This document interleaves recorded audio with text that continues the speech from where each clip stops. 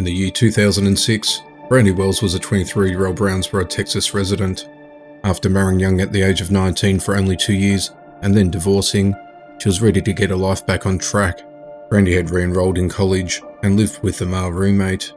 She dreamed of a career as a kindergarten or a first-grade teacher. She was able to reinstate her scholarship and was rehired by her former employer, Walmart. On the 3rd of August 2006, Brandi set out to go to a pawn shop to get some money, but she ended up going to a nightclub in Longview, Texas, called Graham Central Station instead. It was more than a 45-minute drive, and she was unfamiliar with the territory. She called the club several times to get directions.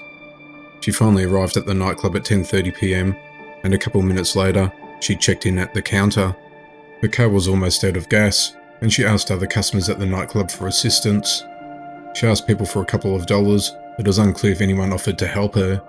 At approximately 12:30 a.m, she left the club seemingly sober with a man on surveillance footage, wearing a white cowboy hat, following closely behind her.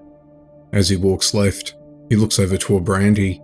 Brandi's feet can only be seen at this point, but he's seen walking toward him. This was the last time she was seen again. The black Pontiac Grand Prix 2000 car also went missing. The car, however, was spotted by a state trooper 9 hours later, westbound on the Interstate 20 at Texas Highway 31, with the driver's door slightly open. Since it wasn't reported missing at the time, it was tagged as abandoned, and the officer continued on his way.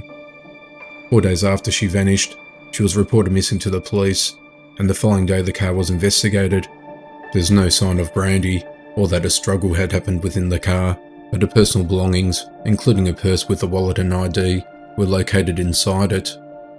The car seat was pushed way back, as if someone much taller than her had driven it last. Brandi was only 4 feet 11 inches tall. However, it was pushed back to allow for someone that was 6 foot 2 inches tall.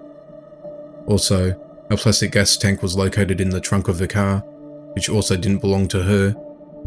After Brandi vanished, there was some activity on her phone, which had later been found by 3 people who used it. All 3 individuals took a polygraph test, and one of them failed. The man who didn't pass had not been publicly identified, and though he had been questioned several times by police, he was not a suspect in Brandi's case. She was last seen wearing a floral print, brown and cream coloured tube top with a V cut over her hip. She was wearing rust coloured pants, black strapless high-heeled sandals, and went by the nicknames Blinky and Boo. After over 3 years since her disappearance, her mother received a mysterious phone call from a man named Tim. He claimed Brandi was alive and well, living in Kansas City, Missouri. The phone was disconnected before her mother could get more information. She made a public appeal to the man to call her back, but this never happened. It was suspected to have been a hoax. It's theorised that the man in the white hat may have acted in the guise of a good Samaritan and left with Brandi to assist her with getting gas for her car. They then travelled in separate cars, perhaps with the perpetrator leading her in a direction where he knew she would run out of gas before they found a station.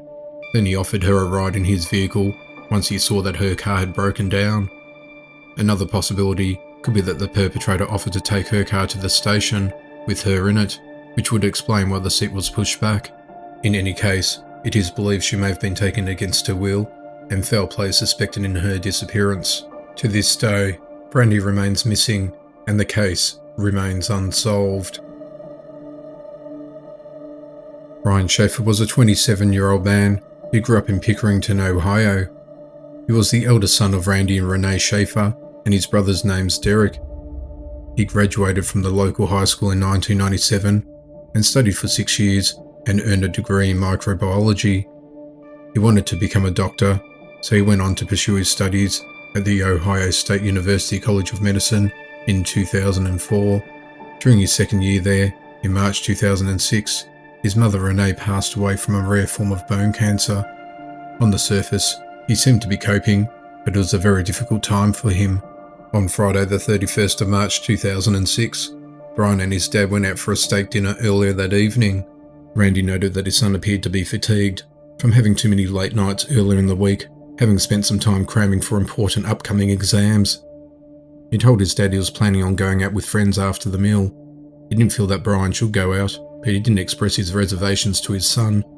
At around 9 p.m, Brian met with William Clint Florence at the Ugly Tuna, a bar that was located in the upper story of the South Campus Gateway complex on High Street. At around 9:50 p.m, Brian called his girlfriend Alexis Waggoner, who was also studying to become a doctor. She had returned to her home in Toledo to visit her family before she and Brian were due to depart for Miami. Brian and Clint went bar hopping, visiting several other drinking venues, having a shot of hard liquor at each stop. After midnight, the two met Meredith Reed, who was a friend of Clint. She gave them a ride back to the Ugly Tuna, where they had started the night, and joined them for one last round. While they were there, at some point between 1:15 and 2 a.m, Brian became separated from his friends. At first, they assumed he was in the bathroom or chatting with other people. Clint and Meredith then started looking for him, repeatedly calling him. They left with other patrons after the bar was closed at 2 a.m, waiting outside for him. When they realised he was not among the departing crowd, they assumed he'd gone back to his apartment and hadn't told them. Meredith and Clint tried calling Brian before they left, but it was going straight to voicemail. Alexis also tried calling Brian the following day. She assumed that he was asleep after the big night out on the town. However, she grew more and more worried as the day went on and she couldn't contact him. Just prior to his disappearance, Brian told Alexis that he was looking forward to their trip on Monday. Alexis became concerned and contacted Randy. She explained it was unlike Brian to ignore her calls. She was left with no choice but to arrive at the airport on Monday and hope that Brian was waiting with an apology. When he didn't come and missed the flight, Alexis knew something was wrong, and Brian was officially reported missing to the officials. An investigation into his disappearance began. Police started to search for Brian at the Ugly Tuna, where he'd been seen last. Since the area around the South Campus Gateway had a high crime rate, the bar had installed security cameras. The footage was reviewed. It showed Brian, Clint, and Meredith going up an escalator to the bar's main entrance at 1:15 a.m. A band was also playing there that night. Brian was seen outside of the bar around 1:55 a.m, talking briefly with two young women and saying goodbye, then moving off camera in the direction of the bar, apparently to re-enter. He wanted to speak to the band playing that night after their show, but the bar closed at 2 a.m. Meredith and Clint tried to find their friend. However, they were forced to wait outside. The camera did not record him leaving shortly afterwards when the Ugly Tuna closed. That was the last time he was seen ever again. When the investigation began, it was thought that he could have changed into different clothing in the bar, or put on a hat, or kept his head down, hiding his face from the camera. The cameras might also have missed him. One panned across the area constantly, and the other was operated manually. He might have also left the building by another route. However, the building's only other exit, a service door, not generally used by the public, opened at the time onto a dangerous construction site that officers believe would have been difficult to walk through while sober, much less intoxicated, as Brian was likely at the time. Footage from 3 other nearby bars were obtained to see if the cameras there could explain why Brian had left the Ugly Tuna, but to no avail. Investigators questioned the staff and the band that were playing there that night, but no one had any information that could help their investigation. The search for Brian began in the building where he was seen last, with officers, sometimes accompanied by police dogs. They then sprawled out into the streets, inspecting dumpsters and other waste containers and asking residents if they had seen him. The search even extended into the sewers, however no scent of him was found. Missing person flyers of Brian were widely distributed. He had a Pearl Jam symbol tattoo on his upper arm. His apartment was 6 blocks away from the Ugly Tuna, and everything seemed to be untouched, including his car, which was parked outside. After an extensive search, investigators looked into the possibility that he left temporarily to grieve in solitude for his mother's recent passing. The theory was soon discarded, however, as his disappearance proved to be permanent and there was no evidence for him to voluntarily disappear. Those who had seen Brian that evening were reportedly asked to take a lie detector test. Clint, however, refused. The 2 women that Brian had last been seen talking to were later identified. They said that in 2009 that they were never asked to take one themselves. Alexis constantly called Brian's phone a long time after his disappearance. Usually it went to voicemail, but once it actually rang a few times. Alexis was overjoyed, despite no one answering the call, because it gave her hope that he was still alive. Brian's service provider said there was most likely a glitch in the system. A ping from the phone was detected at a cell tower 14 miles northwest of where he disappeared. Many tips were received. Even Pearl Jam's frontman, Eddie Vedder, pitched in on the hunt to help find him and read out a description of him while holding up a flyer at a Pearl Jam concert shortly after he disappeared. However, there was never a breakthrough in the case. Brian's dad continued searching for his son. He became so desperate that he consulted a psychic, who informed him that his son's body was in the water near a bridge pier. He and Brian's brother Derek began searching for him along the shores of the Olentangy River. This flowed adjacent to the Ohio State University campus, which was close to bridges, but to no avail. In September of 2008, during a heavy storm in central Ohio, Brandi was out in his yard clearing debris when a branch broke off from a nearby tree and fatally struck him. Neighbours found his body the next morning and contacted the police. After Randy's obituary ran online, a comment was posted beneath it.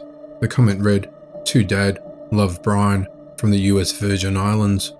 This suggested that Brian may have left Columbus for a new life elsewhere. An investigation was launched, and it was determined to be a hoax from an IP domain that was traced back to a public computer in Franklin County.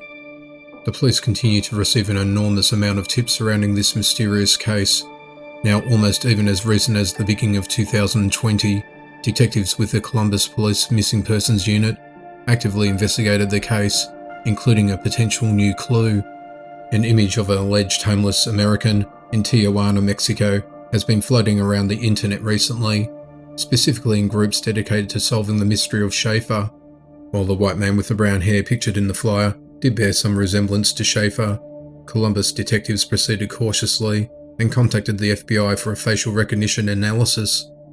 After 4 weeks, the results came back that the photo of the man from Tijuana did not match the photos of Shaffer. To this day, despite the many leads, the case remains unsolved. Andrew Gosden was a gifted 14-year-old boy. He was a resident of Balby, a suburb of Doncaster in South Yorkshire in England. He was described as a prize-winning mathematician who seemed destined for Cambridge. He was a shy, bespectacled, quiet boy who was happy in his own company. He wasn't a loner and had a group of like-minded friends at school. However, he didn't socialise afterwards. Although he was small and appeared young for his age, he was mature beyond his years. He had a flawless school attendance record and was never known to have been bullied.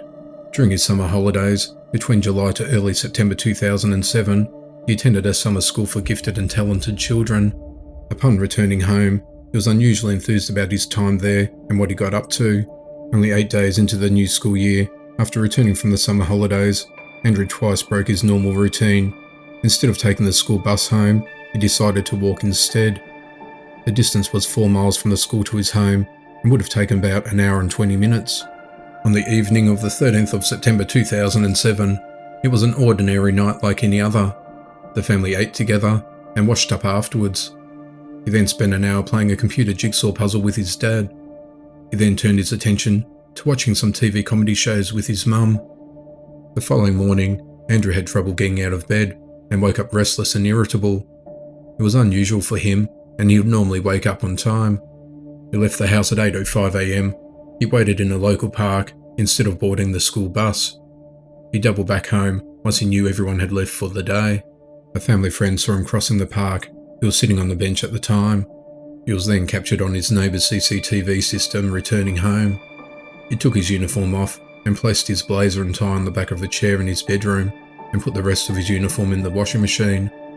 He changed into casual clothes, consisting of a black t-shirt with the band Slipknot on it, black jeans, and grabbed a black canvas bag with patches of metal bands on it. He took a wallet, keys, and a PlayStation portable console, minus the charger. He left around £100 in cash in his room that he'd saved up from his birthdays. At 8:30 a.m, Andrew left home and walked to a local petrol station ATM and withdrew £200, leaving only £14 in his account. He then walked to Doncaster railway station and purchased a one-way ticket to London. He was offered a return ticket for just £1 more, but steadfastly refused, insisting on just purchasing a single ticket. He then boarded the 9:35 train alone. One woman who sat next to him described him as being quiet and immersed in the video games. Andrew arrived at 11:20 a.m, and CCTV footage showed him leaving the main entrance of King's Cross Station at 11:25 a.m. This was the last time he'll be seen again. His teachers tried calling his home on that day, but instead it rang and they left a message with the wrong parents in their register. Andrew's parents called out for him at dinner time, however no response was received. They assumed he was in the cellar, playing video games, were in his room doing homework. When they discovered he wasn't home at all, they called his friends at 7 p.m, who informed them that he never made it to school that day. Panic immediately set in, and he was reported missing. Within hours, flyers were created for circulation, and his family started searching the area until nightfall. Police began searching bushes and around his home that weekend, but to no avail. After finding out that Andrew had only purchased a one-way ticket, it didn't seem odd to his parents at all, as he had plenty of relatives or friends he could stay with in London, which seemed to indicate he had no intentions of returning home that day. The authorities and Andrew's family thought that he may have come across someone online to meet up with and met with foul play, but he wasn't the sort of person that enjoyed social media. He didn't use the computer at home and had no established email addresses. The only computer that had access to the internet was his sister's, who had it in her possession for the entire 8 weeks prior to his disappearance. The only device which could have possibly linked to the internet was his PlayStation portable gaming console. The investigators sent the serial number of the console to Sony.